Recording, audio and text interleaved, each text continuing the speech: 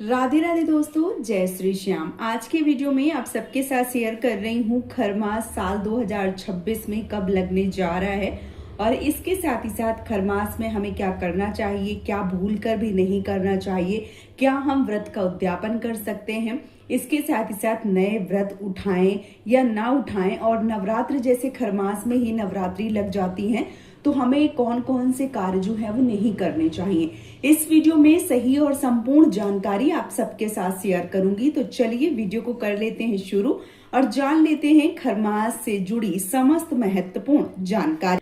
हिंदू धर्म में प्रत्येक कार्य को करने से पहले शुभ या अशुभ समय देखने के लिए जिस पंचांग की मदद ली जाती है उसके अनुसार जब प्रत्यक्ष देवता माने जाने वाले सूर्य गुरु ग्रह की राशि धनु या मीन राशि में प्रवेश करते हैं तो खरमास लगता है और उसके लगते ही शादी विवाह जैसे मांगलिक कार्य रुक जाते हैं।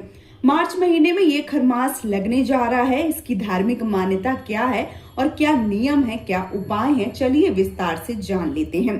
पंचांग के अनुसार जिस खरमास में शुभ कार्य नहीं किए जाते हैं उसकी शुरुआत होने जा रही है इस साल यानी साल 2026 में मार्च के महीने में 15 तारीख को होगी शुरुआत और 14 अप्रैल से जो खरमास है वो समाप्त हो जाएगा। एक महीने के लिए खरमास लगने जा रहा है और जो पंचांग है उसके अनुसार मीन संक्रांति 15 मार्च दिन रविवार को है, जिसका पुण्य काल प्रातः काल 6:31 से लेकर दोपहर 12:30 तक रहने वाली है। वहीं इसका महापुण्य काल सुबह 6:31 से लेकर 8:31 तक होने वाला है और इसी के साथ जो खरमास है उसकी समाप्ति कब होगी तो चलिए वो भी जान लेते हैं। पंचांग के अनुसार खरमास की समाप्ति 14 अप्रैल 2026 दिन मंगलवार को नवग्रहों के राजा सूर्य देव के मेष राशि में प्रवेश करते ही हो जाएगी।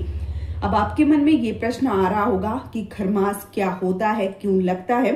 तो हिंदू धर्म में जब सूर्य ग्रह बृहस्पति की राशि धनु और मीन में प्रवेश करते हैं तो खरमास लग जाता है। इस प्रकार साल में 2 बार खरमास लगता है। इसमें किसी भी प्रकार का कोई भी शुभ या मांगलिक कार्य नहीं किया जाता है। पंचांग के अनुसार खरमास मार्च और अप्रैल के बीच में और नवंबर से दिसंबर के बीच में आता है। इस दौरान भले ही शादी विवाह मुंडन और गृह प्रवेश जैसे कार्य बंद हो जाते हों, लेकिन श्री हरि की साधना के लिए ये जो समय होता है वो सबसे ज्यादा पुण्य फलदायी माना जाता है।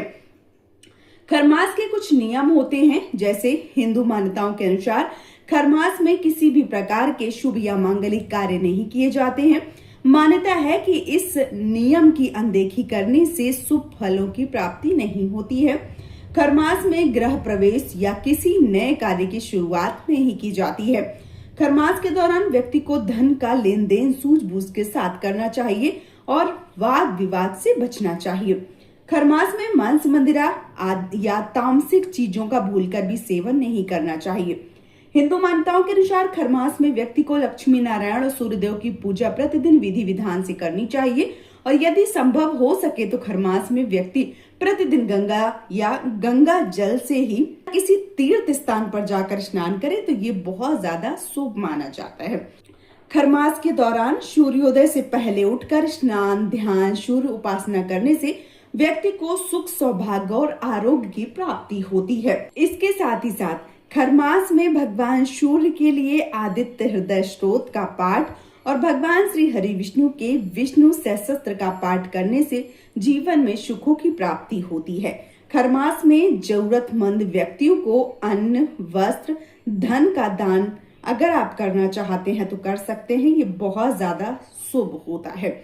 15 तारीख से खरमास जो है वो लग जाएगा 15 मार्च 2026 से और 14 अप्रैल दिन मंगलवार को खरमास जो है वो समाप्त हो जाएगा। अब आपके मन में ये प्रश्न आ रहा होगा कि कौन कौन से कार्य ना करें। तो देखिए, किसी भी प्रकार का जो नया व्रत है वो ना उठावें। अब कौन से व्रत ना उठावें, तो देखिए जो साप्ताहिक व्रत होते हैं सोमवार मंगल या गुरुवार शुक्रवार, ये व्रत नहीं उठाने चाहिए। इसके साथ ही साथ नवरात्रि यदि आप पहली बार उठाना चाहते हैं कुछ लोग उठा लेते हैं। हमारे यहाँ की ऐसी मान्यता है कि जो सर्दी नवरात्रे होते हैं वो एक तरीके से सीधे नवरात्रे माने जाते हैं। तो जब नवरात्रि उठाई जाए तो सर्दी नवरात्रों से उठाई जाए तो ये ज्यादा शुभ है। लेकिन यदि आपके यहाँ परंपरा है कि आप नवरात्रि चैत्र नवरात्रि से नवरात्रि उठा सकती हैं, यानी कि पहली बार व्रत शुरू कर सकती हैं, तो इसमें कोई भी संशय नहीं है। आप नवरात्रि का जो व्रत है वो उठा सकती हैं। जो भी व्रत हैं, जैसे साप्ताहिक जो व्रत हैं जिसमें सोमवार को छोड़कर बाकी जैसे मंगलवार हो गया या कोई अन्य गुरुवार शुक्रवार व्रत हैं, उनका उद्यापन नहीं करना चाहिए। लेकिन जो 16 सोमवार के व्रत का उद्यापन है वो खरमास में हो जाता है, उसमें कोई दिक्कत नहीं है। इसके साथ ही साथ नवरात्रि, जैसे मैंने बता दिया, नवरात्रि में आप जो व्रत है वो उठा सकते हैं। लेकिन जो साप्ताहिक व्रत जैसे मंगलवार, गुरुवार, शुक्रवार, ये व्रत नहीं उठाने चाहिए। इसके साथ ही साथ एकादशी, पूर्णिमा, अमावस्या, ये भी व्रत नहीं उठाने चाहिए। इस बात का आपको विशेष रूप से ध्यान रखना चाहिए। अब जो मांगलिक कार्य हैं वो रुक जाते हैं, जैसे शादी, विवाह, गृह प्रवेश या जो इंगेजमेंट इत्यादि हैं, ये कार्य रुक जाते हैं। लेकिन इसमें भी मैं आप सबको बता दूं कि जब नवरात्रि लग जाते हैं तो नवरात्रि में कई ऐसे मुहूर्त हैं जो बन जाते हैं, जिसमें लोग अपने बच्चों का मुंडन करवा लेते हैं, गृह प्रवेश कर लेते हैं, या बहुत सारे जो कार्य हैं वो कर लेते हैं, जैसे गृह निर्माण हो गया, नींव निर्माण हो गया, तो या किसी दुकान का उद्घाटन हो गया, तो ये कार्य जो है वो कर लेते हैं। तो यदि आपके यहाँ ऐसे करने की परंपरा है नवरात्रि में तो आप कर सकते हैं। इसके साथ ही साथ जो मान लीजिए प्रेग्नेंट वुमेन होती हैं, जो गर्भवती माताएं होती हैं, उनकी गोद भराई की जो रस्म होती है वो एक समय सीमा पर निर्धारित की गई है, तो उनकी जो गोद भराई है वो नहीं रुकती है, वो हो जाती है। और यदि किसी बच्चे का अन्नप्राशन है, मान लीजिए 6 महीने में ही उसको अन्नप्राशन करवाया जाता है, अन्न का सेवन करवाया जाता है, तो वो भी कार्य जो है वो किया जा सकता है। बाकी मेरे हिसाब से मांगलिक कार्य जैसे विवाह या इंगेजमेंट, ये कार्य बंद हो जाते हैं। बाकी समस्त कार्य जो हैं वो होते रहते हैं। कभी किसी न किसी तरीके से मुहूर्त निकालते हैं पंडित जी और कर लेते हैं। यदि आपके यहाँ करने का रिवाज है तो आप कीजिए, अगर आपके यहाँ करने का नियम विधि नहीं है तो फिर मत कीजिए। वैसे नवरात्रि में कहते हैं कि नवरात्रि के जो 9 दिन होते हैं वो बहुत ज्यादा शुभ होते हैं, और ये नवरात्रि में आप संपूर्ण कार्य जो है वो कर सकते हैं। लेकिन कुछ लोगों का ऐसा भी मानना है कि नवरात्रि में आदि शक्ति का केवल पूजन किया जाता है, लेकिन किसी भी प्रकार का जैसे मुंडन, गृह प्रवेश नहीं किया जाता है।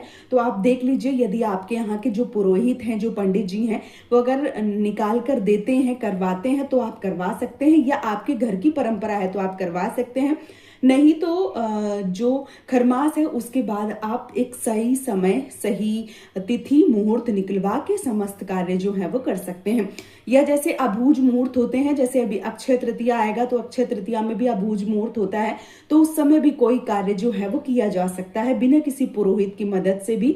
अबूझ मुहूर्त वाले दिन कोई भी कार्य जो है वो आप कर सकते हैं। तो यदि आप रुकना चाहते हैं तो आप अक्षय तृतीया में भी कर सकते हैं।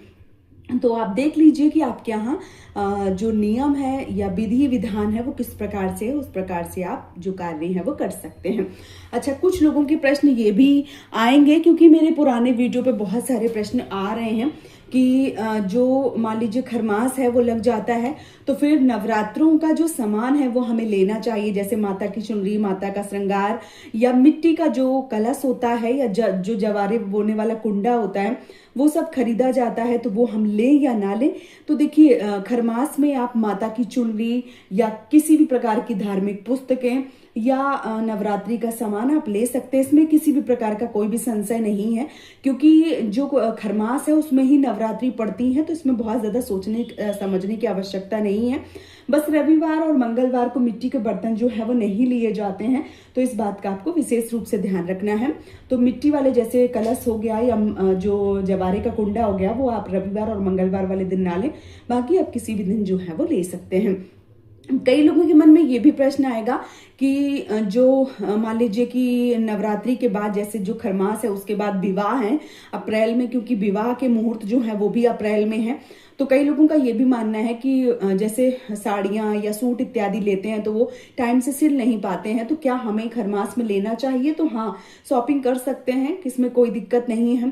भगवान सत्यनारायण की पूजा, कथा, ये सारा जो चीजें हैं वो कर सकती हैं, पूजा पाठ कर सकती हैं, सामान की खरीदारी कर सकती हैं। बस मांगलिक कार्य जो है वो बंद किए जाते हैं 1 महीने के लिए। विवाह की कोई भी मुहूर्त नहीं है, इंगेजमेंट की कोई मुहूर्त नहीं है, लेकिन फिर भी उसमें बहुत सारे लोग नवरात्रि में इंगेजमेंट के मुहूर्त जो है वो निकाल लेते हैं।